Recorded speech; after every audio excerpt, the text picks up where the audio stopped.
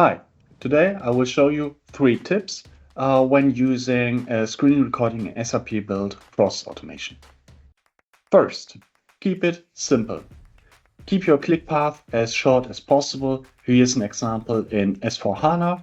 I could go from start to sales and then create sales orders, or I could shorten the whole thing and start in sales.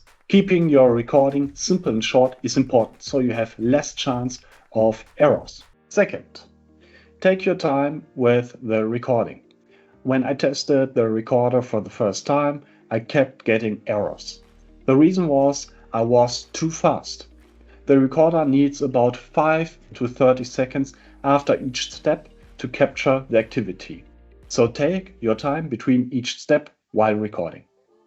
Third, don't forget there is another possibility. If the pages you are recording look very similar, like in my example here, the recorder may not capture them correctly.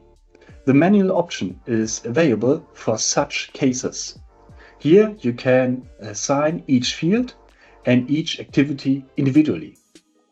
These were my 3 tips for recording in SAP Build Process Automation. Have fun developing and goodbye.